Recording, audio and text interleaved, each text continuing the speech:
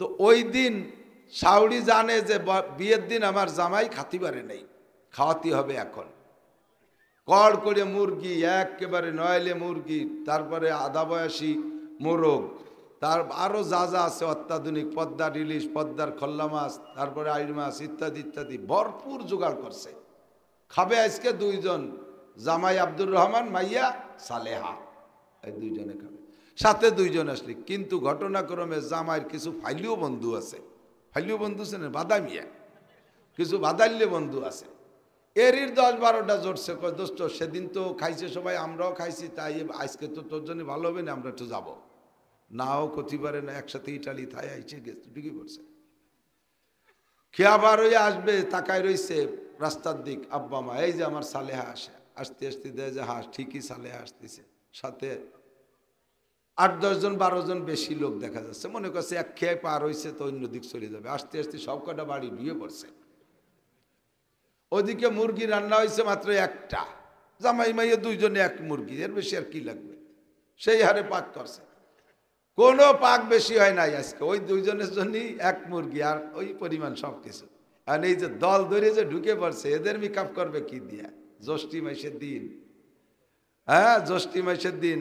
মাইয়ের বাপ বড় চালাক মাতুব্বার মানুষ, একবার মেম্বার হয়েছে, হুশগের আছে।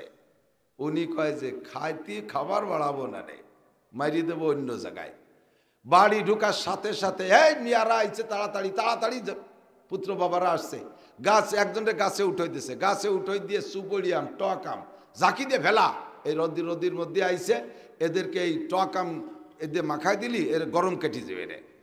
এই বলে টকাম কিছু মরিচ দিয়ে কাসন্দি দিয়ে আর কিছু তাল গুড় দিয়ে মাহাইয়ে প্লেট ভরে ভরে দিয়েছে। ওরা তো উষ্ণায় আশের মতো গিলতিছে। তারপরেও দেখছে এখন পেট খালি রয়েছে। এরপরে কয় এই ছাতু আছে না, ছাতু? ছাতু কয় হ্যাঁ ছাতু আছে। ফিরে আবার ছাতু তাল গুড় দিয়ে মাখাই দিয়েছে, তাও এক এক প্লেট করে মারি দিয়েছে। মুরগি কিন্তু বেশি রাঁধতেছে না। এরপরে কয় যাও মিয়ারা গোসল করে এসে, তোমার মায়ের রান্না হয়ে গেছে। ওরা পুকুর পাইয়ে মার্চ করছে, এপাশ ওপাশ এপাশ ওপাশ, 7 রাতি সেই টক আমার ছাতু দিয়ে গুলাইয়ে পেটের মধ্যে ফুলিয়ে গ্যাস হয়ে গেছে। গোসল করে উঠার পর কামিয়া তাড়াতাড়ি টেবিলে যাও, খাবার রেডি। যাই টেবিলে যে খাবার তো সবই ভালো ভালো, কিন্তু একটাও খাবারে হাত দিচ্ছে না, গ্যাড় করে ডেক সারতেছে। কয় তাই সাপ সুপরিয়া আমার ছাতু তিমারি দিছে। এই সময় ওনার জামাই আব্দুর রহমান আর মাইয়া সালেহা দুই মুরগি দুইজনে খেয়ে ফেলাইছে, রোগে ছাতু তিমারি দিছে। আল্লাহ কয় দুনিয়ায় যারা খাইতেছে সব সুবড়ি আমার ছাতু খাইতেছে, জান্নাতের ভিতরে যে মুরগি খাবে মুসলমানরা, কোন সুবহানাল্লাহ। সেদিন তোরা পারবি না, খালি গ্যাড় করে জাহান্নামের মধ্যে ডেক ছাড়বি। খাবে সেদিন এই বররা, এরাই হবে সেদিন জান্নাতের বর, কন্যা সুবহানাল্লাহ। আল্লাহ পাক রব্বুল আলামিন বলেন, এইটাই কোরআন শরীফের কথা, মান কানা ইউরিদু হারসাল আখিরা, যে ব্যক্তি আখিরাতের ক্ষেত চাষ করে, নাজিদ লাহু ফি হারসিহি, পরিশ্রম কম পারিশ্রমিক বেশি। নামাজ পড়বা 1 ওয়াক্ত জামাতে, সওয়াব পাবা 527 ওয়াক্তের, বলবেন না সুবহানাল্লাহ। কোরআন শরীফের হরফ পড়বা একটা, নেকি পাবা 10টা, কোন সুবহানাল্লাহ। একবার বলবেন আল্লাহু আকবার, একটু বলেন আল্লাহু আকবার, 4000 নেকি পাইবা। একবার আল্লাহ বললে কয় হাজার নেকি? পরিশ্রম কম পারিশ্রমিক বেশি। সূরা ইখলাস একবার পড়বা বান্দা, 10 পারা কোরআন শরীফ পড়ার নেকি তোমার আমলনামায় লেখা হইয়া যায়। 3 বার সূরা ইখলাস পড়বা, 1 খতম কোরআনের নেকি পাইয়া যাইবা। একবার সূরা ইয়াসিন পড়বা, 10 খতম কোরআন শরীফ পড়ার নেকি পাইবা। ইবাদত করবা কম, নেকি পাবা বেশি। মান কানা ইউরিদু হারসাল আখিরা, একটা সুন্নতের পর আমল করবা, মেসাক পকেটে রাইখা ওযু বানানোর আগে 3টে ডলা দিবা, তোমার আমল নামায় 100 শহীদের সওয়াব লেখা হইয়া যাবে। মান কানা ইউরিদু হারসাল আখিরা, আমার দিক যুবকরা তাকাও, যদি কোনো বিরাস 1 কোটি টাকা দামের বিরাস থাকে, 1 কোটি টাকায় যদি কোনো বিরাসের দাম হয়, এমন একটা বিরাস পয়সা আছে কিনছেন, আর যদি কোনো পেস্ট কিনতে 1 লক্ষ টাকা লাগে, আপনি 1 কোটি টাকা দামের বিরাজ দিয়া 1 লক্ষ টাকা দামের পেস্ট দিয়ে দাঁত মাজবেন, পরিষ্কার করবেন, আল্লাহর কসম একটা নেকিও আপনি পাবেন না, একটা নেকিও আপনি পাবেন না। আপনার দাঁত পরিষ্কার হতে পারে কিন্তু নেকি পাবেন না। গাছের একটা ডাল কাইটা পকেটে রাখবেন, অজুর আগে 3টে ডলা মারবেন। আপনাকে এই মাসালাটা শুনলেন যে আমার কাছ থেকে, এর বিনিময় পাবেন 60 বছর নফল নামাজ ও নফল রোজার সওয়াব। আর মেসাক দিয়ে ডলা দিলে আমল করলে পাইবেন 100 শহীদের সওয়াব। মান কানা ইউরিদু হারসাল আখিরা নাজিদ লাহু ফি হারসিহি। আল্লাহ পাক বলেন বান্দা এই হলো আখিরাতের খ্যাত। এই সব জায়গায় সার্চ দিলেই ফসল বেশি হয়, সার্চ দিলেই ফসল বেশি হয়। খানা টেবিলই খাইলেও খাওয়া হবে, দস্তারখানে খাইলে খাওয়া হবে, বিনা দস্তারখানা খাইলেও খাওয়া হবে। দস্তারখানা ছাড়া খাইলে শুধু খাওয়া হবে, নেকি হবে না। একটু কোনো মতে দস্তারখানাটা বিছাইয়া আপনি ওর পর খানা খাইলে আপনার আমল নামায় 100 শহীদের সওয়াব লেখা হয়। এই হলো আখিরাতের খ্যাত। তবে দস্তারখান দস্তারখানি হতে হবে। দস্তারখান ছাড়া হুজুর খানা খাবে না, পিসা হুজুর বাড়ি ভরে খান সামনে তালাশ করে বাঁচছে না। এই দস্তারখান হারাই গেছে, খান সাহেবের খবরই নাই। হুজুর আর দস্তারখান ছাড়া বসে না। পরে একটা লুঙ্গি বিছাই দিছে, লুঙ্গি। আরে বদনা, বদনা আছে না পানি ব্যবহার করে, বদনা নতুনও যদি হয় এই মাত্র কিনে আইনে বদনায় পানি দিলি খাওয়া যায়? বদনা হাতে নিয়ে আর সাথে সাথে পায়খানার কথা মনে পড়ে, ঠিক না? তেমনই লুঙ্গি, যার লুঙ্গি বিছাই দিক, নতুন লুঙ্গি বিছাই দিলিও এই লুঙ্গির সাথে আপনি কত উল্টো পাল্টা করছেন সব মনে পড়বে না? কি কি করছেন তা আমি করছি না। লুঙ্গির সাথে কত উল্টো পাল্টা হয় সব মনে পড়ে খাওয়ার সময়। তা কি আর ভাত গিলা যায়? অস্করে গেছি, ঘরে যাইয়ে টেবিলি খাতি দিছে একবারই। আমি বললাম যে টেবিলি খাবো না, এইমাত্র সুন্নতের বয়ান করছি, দৈরি এত নগদে সুন্নত খেলাম, কমপক্ষে 2-4 দিন যাক, পরে পুরো নলিবারে সে এক দেখ পায়। আজকে দস্তারখান ছাড়া বাড়ি ভরিয়ে দস্তারখান পায় না, একখান গামছা এনে বিছাই দিছে। গামছা দস্তারখান বিছাই কি জন্য? খাদ্য পড়ে গেলে তুলে খাইলে আল্লাহ রুজির বরকত বাড়ায় দেয়। হযরত উসমান গনি বড় ধনী না? উসমান গনি বড় ধনী। তো এই সম্পদের প্রভাবে উসমান রাদিয়াল্লাহু তাআলা মন মতো ইবাদত করতে পারে না, মনে খুব কষ্ট, কিন্তু যাররা পরিমাণ ত্রুটি নাই, তার চাহিদার চাইতেও বেশি, মানে তার যে পরিমাণ চাহিদা ওই পরিমাণ পারে না, কিন্তু শরীয়তের কোনো চুল পরিমাণ তরক নেই। এরপরে যে একদিন হুজুরের কাছে নালিশ করতেছে, হুজুর আল্লাহ কি বুঝলে বলি আমারই এইরকম এত সম্পদ দিয়েছে, এর জন্য আমি অন্য সাহাবা আবু বকর উমারের মতো পারি না, আপনি একটু দোয়া করেন দিয়ে আল্লাহ আমার একটু সম্পত্তি কমায় দিক, তাহলে একটু ভালো ইবাদত করতে পারি। আছেন কেউ এই করার মতো? আছে বাবা? স্বপ্ন ওটা আকুড়ই গমের মধ্যে যে এরকম কি স্বপ্নে দেখতে যে খালি টা টা। উসমান কয় আল্লাহর কাছে দোয়ারে নেওয়ার পয়সা একটু কমিয়ে যাক। হুজুর বললে ও দোয়া আমি করতে পারবো না, কারণ তোমার সম্পদ আছে বিদায় তবুকের যুদ্ধে তুমি 3 ভাগের 1 ভাগ খরচ দেছো, তোমার ইনকামের তোমার অর্থের 3 ভাগের 1 ভাগ দেছো তবুকের যুদ্ধে। ওই টাকা দিয়ে আমি এরকম 10টা যুদ্ধ চালাইতে পারি, এত সম্পদ। যদি তোমার টাকা না থাকতো তাহলে তুমি এত দিতে পারতো, আমার এই ইসলামের এত উপকার হইতো, তোমার টাকা কমানোর কথা বলতে পারবো না। কয় যে হুজুর ইয়ার বেশি হয়ে গেছে, নামাজ কালাম ভালো ঠিক মতো মন মতো ভরতে পারি না। হুজুর কয় যদি একেবারে একান্ত কমানোর ইচ্ছে হয় তাহলে ওই হাতের থেকে পড়ে যায় যে খাবার, ওই পড়ে যা খাবার কুড়োই খাবা না, খুঁটে খাবা না, তাহলে আস্তে আস্তে গরিব হয়ে যাবা। কয় যে হুজুর খাবার পড়ে যাবে আর কুড়োই খাবো না, তারপরেও যদি পয়সা কড়ি কমিয়ে যায় এর কারণে চেষ্টা করে দেই। উটের পিঠে বসে খেজুর খাচ্ছে উসমান, একটা খেজুরের অর্ধেক খাইছে আর অর্ধেক হাতের থেকে পড়ে গেছে বালির মধ্যে, মরুভূমির বালুর ভিতরে, আর অর্ধেক পড়ে গেছে। সেই উট তো কোন জায়গা, প্রায় 3 তলা না উট, উটির হাঁটু কিন্তু 3-4 ভাগ, গরুর তো আর মানুষের তো 2 হাঁটু, উটির হাঁটু 3 কেন। সেই উপরে মুরব্বী নামিয়ে আইসে সেই অর্ধেক খেজুর কুড়াইয়া মুছিয়া ভাষার সাথে ডলিয়ে পরিষ্কার হইয়া তাই খাচ্ছে। হুজুর তাই দূরিতে দেখে কয় উসমান তুমি গরিব বাবা হবে না, খাবার কুড়িয়ে খাও। এই দস্তারখান বিষয় কি জন্য? যাতে ময়লা জায়গা খাবার না পড়ে আর কুড়াই খাইতে কষ্ট না হয়, ঘৃণা না লাগে, এই জন্যই না। আমি দস্তারখান চাইছি, গামছা একখানা নিয়ে বিষয় দিয়েছে, এ গামছারে কিনা যেন আবার তার কায়দা আমল করছে। গামছার স্বভাব কি? গামছা ধরেই না আগে না গামছা দিয়ে আগে না করছে হ্যাঁস করে এতখানি পাহা মাল মাহাই তুইছে, তাই এসে আমার বেলেটের সামনে। এই দেশে 10 আমি কল যে আজ আর খাওয়া হলো না। পরে গামছা পাল্টায় আর হবেই না। পরে গামছা দেখলি আমার সেই সিএনের কথা মনে পড়ে। এই কিন্তু আমার গামছা রুমাল না। আমি এই সব জায়গায় গামছা সাথে রাখি। এক জায়গায় অজু বানাইয়া রাত্রি কইছি অজু মুসবো, শীতকাল তো একটু মুস্তি হয়, গামছা একটা নামিয়ে দিচ্ছে, মুখ মুস্তিছে আর মুখ তেল তেলি হয়ে যাচ্ছে। পরে কি ব্যাপার এরকম কে? আমার সাথে যে কয়েছে হুজুর কাম হয়ে গেছে, বইয়ে মুখ কিরিম হয়ে গেছে।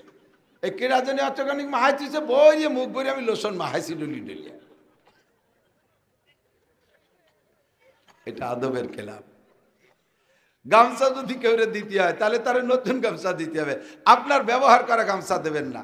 আপনার গামছা যে আপনি গা গতর পরিষ্কার করছেন, মুছছেন, আপনার গায়ে একটা গন্ধ আছে, ওটা আপনার ভালো লাগে, আপনার মুখে দিলেও ওই গামছা খারাপ লাগে না, আপনার গায়ের গন্ধ আর একজনের খারাপ লাগে। কতক্ষণ কাজেই আপনার ব্যবহৃত গামছা আর একজনকে দেবেন না। এই সে গেল 2-4টা আদবের কথা কয়ে যাই, বিভিন্ন জায়গায় বিপদে পড়ি তো আদবের কথা 2-4টে বলে যাই। আপনি আমারে মোহাব্বত করেন, মোহাব্বত করে কাছে আসি একেবারে জড়াই ধরিয়ে কুলাকুলি পর্যন্ত হলো, ঠিক আছে, ফার্স্ট চান্সে হয়ে গেল। এরপরে কথা কথি দিয়ে মুখের সাথে মুখ মিশিয়ে দিয়ে কথা কয়।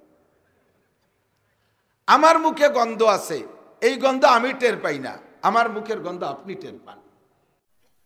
রমাদানু ইলা রমাদান মুকাফফিরাতুম মা বাইনাহুন্না ইযা জাতানাবাল কাবাইর।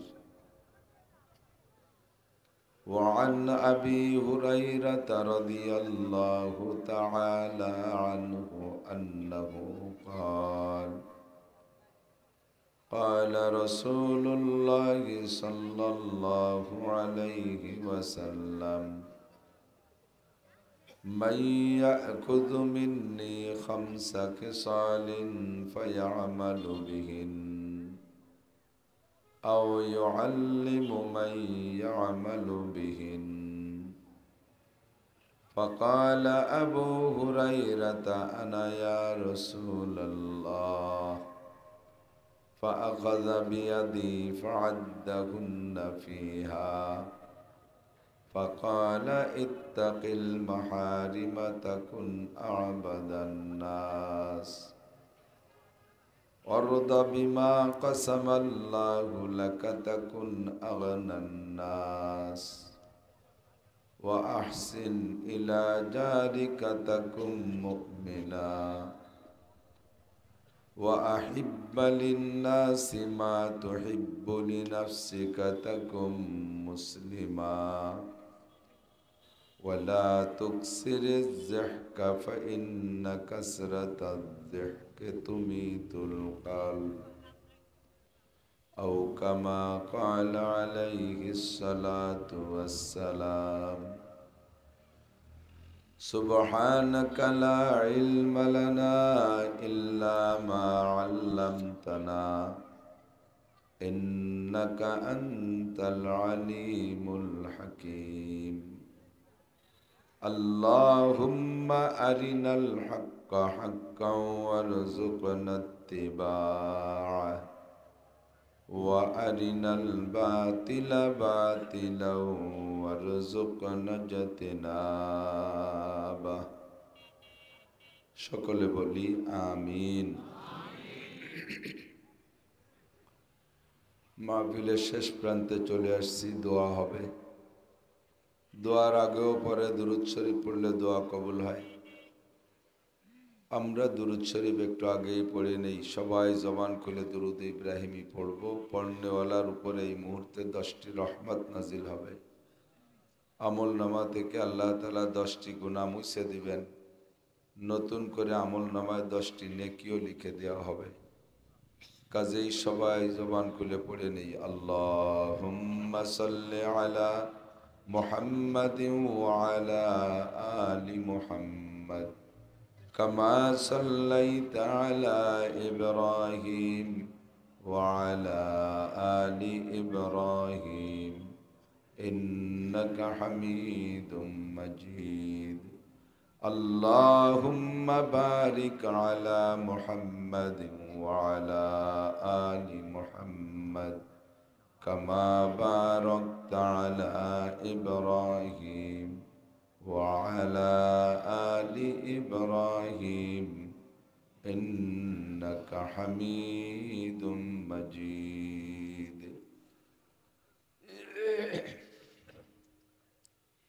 ঐতিহ্যবাহী বহেরাতলা হামিদিয়া মালঞ্চিয়া নুরানি হাফেজিয়া মাদ্রাসা লিল্লা বোর্ডিং ও এতিমখানা পক্ষ থেকে আয়োজিত 19তম বার্ষিক ওয়াজ মাহফিল। অধ্যকার মাহফিলের সভাপতি জনাব পীরজাদা আলহাজ মুবিন উদ্দিন আহমদ নওশিন মিয়া সাহেব হাফিজাহুল্লাহ। এতক্ষণ পর্যন্ত বয়ান করেছেন আহলে হক উলামায়ে কেরাম। এ অঞ্চলের অনেক অনেক উলামায়ে কেরাম, আইম্মায়ে মাসাজিদ, মাদ্রাসার আজিজাম তোলাবা, প্রাণপ্রিয় দেশবাসী, পর্দার আড়ালে বসে থাকা মা ও বোনেরা, মোটামুটি শীতের রাত্রে আল্লাহ পাক রব্বুল আলামিন আমাদেরকে দুনিয়ার আরামের বিছানা ফেলে রেখে আখিরাতে জান্নাতের চিরস্থায়ী আরামের বিছানার লোভে শীতের হালকা কষ্ট সহ্য করে জাহান্নামের বিশাল কষ্টের ভয়ে, সওয়াবের আশায় গুনার ভয়ে, হেদায়েতের আশায় গুমরাহির ভয়ে, শিরিক ও কুফর মুক্ত ঈমান গড়ার লক্ষ্যে বেদাত মুক্ত সুন্নতি আমলের প্রশিক্ষণ নেওয়া দেওয়ার জন্য কোরআন ও সুন্নাহ থেকে কিছু ভালো কথা বলা এবং শোনার জন্য আল্লাহ তাআলা সুযোগ করে দিয়েছেন, তৌফিক দিয়েছেন। আল্লাহ পাক রব্বুল আলামিনের এই ইহসানের শুকর আদায় করে সকলে পড়ি আলহামদুলিল্লাহ। গরমকালে মানুষ একটু ছড়াই ছিটাই বসে গরমে, শীতকালে গায়ে গায়ে মিশে বসলে গরম হয়, একটু আরাম হয়। তো দূরে যারা বসছেন কি সুযোগ সুবিধা মতো চলে যান, নিয়েতে বসছেন নাকি? যে ভিড়ির মধ্যে ঢুকলি তো বেরোনো ঝামেলা। হরকে খাহি গো বেরোয়া, হরকে খাহি গো বেয়া, দারোগিরো হাজবো দরবাদরি দরগাহে নিস্ত। এ জায়গা চকিদার নাই, দফাদার নাই, পুলিশ নাই, দারোগা নাই, গেট করে টিকিট সিস্টেমে ঢোকা বেরোনোর সিস্টেম নাই, চতুর্দিকে দরজা, বড় বড় গেট, যার খুশি আসবেন, যার খুশি চলে যাবেন, কোনো বাধা বিপত্তি নেই। শরিয়াত এই পোলার এই তালবে আলিমরা ও কি শব্দ করিস কেন? যাওয়ার সময় কথা কথি করতে যায়, চলিয়ে যে যায়, তারপর একটা কথা খুঁটিয়ে যায়।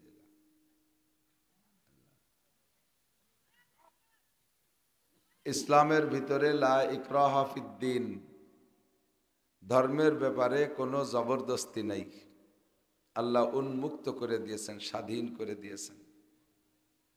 তার রহমান নামের ওসিলায় দুনিয়ায় এই স্বাধীনতার সুবাদে সকলেই পাচ্ছে এবং খাচ্ছে। মুসলমানরাও যে আল্লাহর সৃষ্টি, হিন্দু বুদ্ধ খ্রিস্টানও সেই আল্লাহরই সৃষ্টি। কাফের মুশরিক বেঈমান ইহুদ নাসারা সবই আল্লাহর সৃষ্টি। তারা আল্লাহকে আল্লাহ বলে স্বীকার করে না। এজন্য আল্লাহ পাক রব্বুল আলামিন তাদের খানা বন্ধ করে দিচ্ছে না, তাদের সন্তানাদির প্রোটেকশন বন্ধ করে দিচ্ছে না। মুসলমানকেও যে হারে দিচ্ছে তাদেরও সেই হারে দিচ্ছে, বরঞ্চ তারা আরো বেশি খাচ্ছে পাচ্ছে। হাদিসে আসছে আদ-দুনিয়া সিজনুল মুমিন ওয়া জান্নাতুল কাফির, দুনিয়া মোমেনদের জন্যই আরো জেলখানা, আর কাফেরদের জন্য জান্নাত। জেলখানা আর জান্নাতের পার্থক্য কি? জেলখানার ভিতরে যা চাবেন উল্টো পাবেন, জেলখানায় যা চাবেন তা পাবেন না, পাবেন উল্টা। আর জান্নাতের ভিতরে ওয়ালাকুম ফিহা মা তাশতাহি আনফুসুকুম ওয়ালাকুম ফিহা মা তাদদাউন, মুখে যা বলবেন তাও পাবেন, যা কল্পনা করবেন তাও পাবেন, এর নাম জান্নাত। তো মুসলমান দুনিয়ায় চাই একটা, পাই আর একটা। পাশাপাশি জমি আমি সচক্ষে দেখছি, আমার লজিংওয়ালার একটা জমি আর পাশে হিন্দু খেপু মুসার একটা জমি, একই লেভেল, একই ফ্লোর, সরের পরে জমি, যাররা পরিমাণ বেশ কম নাই জমির কোনো দিক দিয়ে, মাটি টাটি কিছুর দিক দিয়ে। আমার লজিংওয়ালা মুসলমান, ওনার ক্ষেতেও যে ফসল বুনছে ওই ক্ষেতেও সেই ফসল বুনছে। এই বুইতে এই জমিতে যদি 5 মণ হয়, খেপু মশার জমিতে হয় 30 মণ। ডাইলি হয়ে রয়েছে, সার ওষুধ কিছু দেওয়া লাগে না। ওয়ালাকুম ফিহা মা তাশতাহি আনফুসুকুম। অথচ তারা আল্লাহকে আল্লাহ বলে না, তারা নামাজ পড়ে না, রোজা রাখে না, শরিয়াত মানে না, নবী মানে না, আল্লাহ মানে না, আখেরাত মানে না, এক কথায় কোরআন শরিয়াতের কিচ্ছু মানে না। অথচ তাকে সব ঢেলে দিয়ে তুইছে আল্লাহ। তাকে খেতে ফসল বেশি, তাকে ব্যবসায় উন্নতি বেশি। জাগতিকভাবে দেখতেছি বর্তমানে সারা দুনিয়ায় কাফের মুশরিক বেঈমানদেরই উন্নতি, তাদেরই প্রভাব, তাদেরই প্রতাপ, ঠিক কিনা? এটাই হলো তারা দুনিয়ায় জান্নাতে আছে, আখেরাতে তারা শূন্য, আখেরাতে শূন্য। আল্লাহ পাক ইমানের ব্যাপারে এই স্বাধীনতা দিয়ে তার রহমান নামের ওসিলায় ছোট বড় সকলকে একভাবে লালন পালন করে যাচ্ছে বিধায় তারাও আল্লাহর সৃষ্টি, তাদের কিছু ভালো কাজ আছে, ভালো কাজের কিছু প্রতিদান পাইতে হবে। আল্লাহ পাক রব্বুল আলামিন কের ভালো কাজের প্রতিদান দিতে কৃপণতা করে না। কাফের মুশরিকরা যা ভালো কাজ করে তার প্রতিদান তাদেরকে দুনিয়ায় দিয়ে দেয়, আখিরাত শূন্য।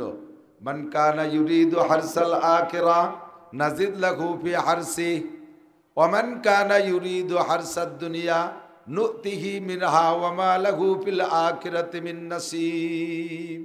কুরআন শরীফে আল্লাহ সরাসরি বলেছেন, যারা আখিরাতের ক্ষেত চাষ করে, আখিরাতের ক্ষেত চাষ করে, বোঝেন নাকি কথা? বোঝা যায়?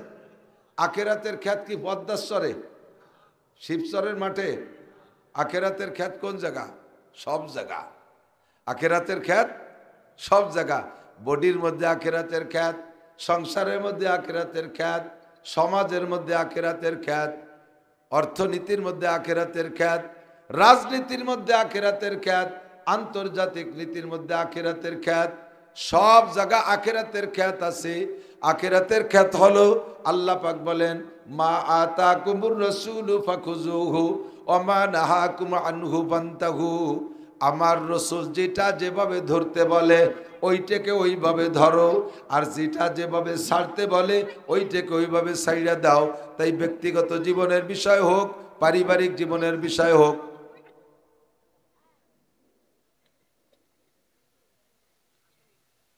যে বিষয় হোক না কেন, প্রত্যেকটা বিষয় আল্লাহর হুকুম নবীর তরিকা আছে না নাই?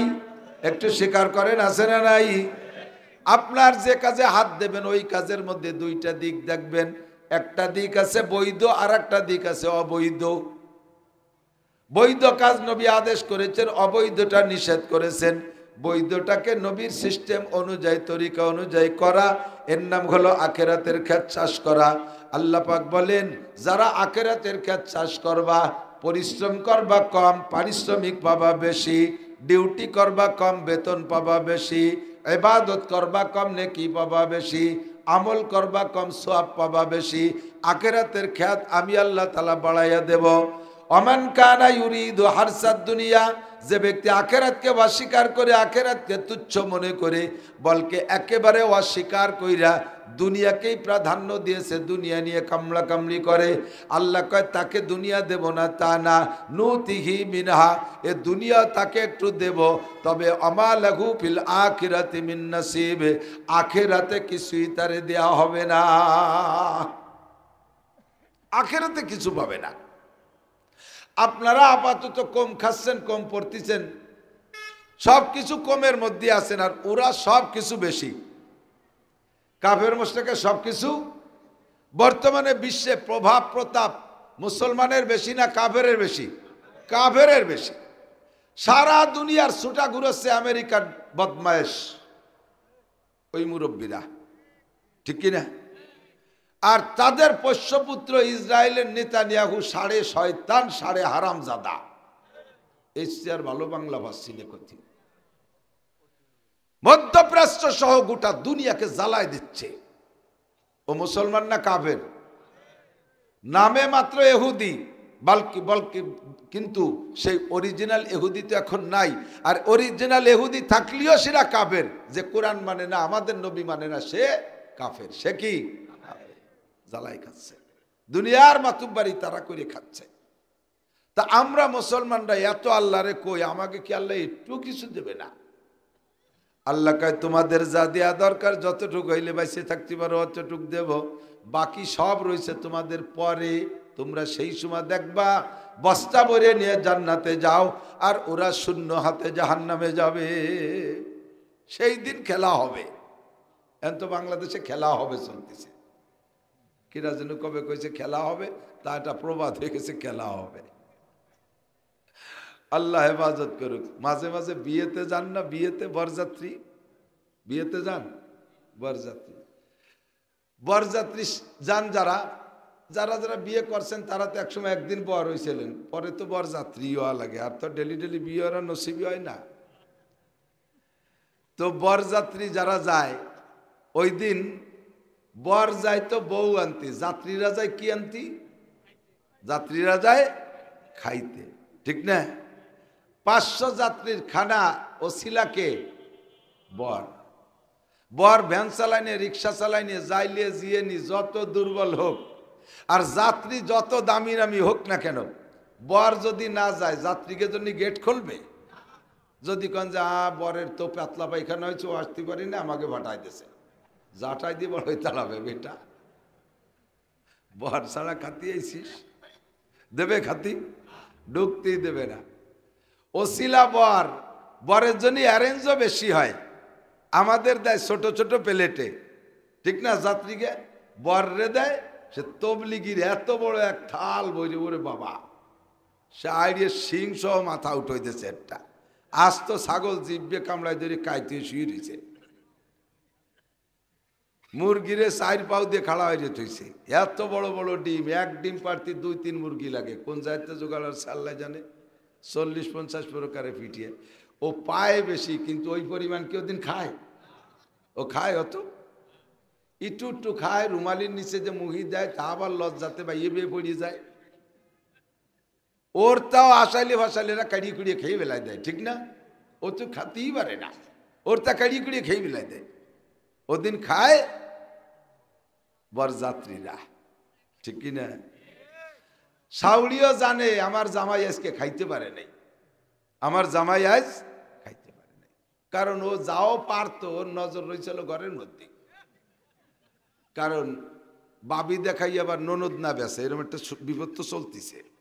ননদের চেহারা ভালো না, মাইয়ে দেয়ান উপলক্ষে বাবিরে দেয়াছে, পছন্দ হয়ে গেছে, পরে ননদরা উঠে দিয়ে দিয়েছে। এই এটা 2 নম্বরই চলতেছে। কিন্তু ও এই টেনশনে আল্লাহ যা দেখছি তাই না অন্য কিছু, এই দুশ্চিন্তায় ভুগতেছে, এই জন্যও খাতি পারে নাই। তো যথারীতি বিয়ে হয়ে গেছে, যাত্রীরা তো ওদিন জম্মের খাইয়ে চলে গেছে। পরে 2-3 দিন পরে আবার বেড়াইতে আসে না জামাই বউ নিয়ে, ওনার মেয়ে নিয়ে আসে। আমাকে ওদিকে মেলানি কি কয়, এদিক ফিরেনি কয় না, একে মেলানি, মেলানি কয়। তো মেলানির দিন কি ওই বরযাত্রী আবার আসে সবাই? এ বাড়িতে যদি একজন যায়, ও বাড়িতে 2 জন আসে। এইভাবে একটা হিসেব নিকেশ আছে, এই সুন্নত জারি আছে এদিক।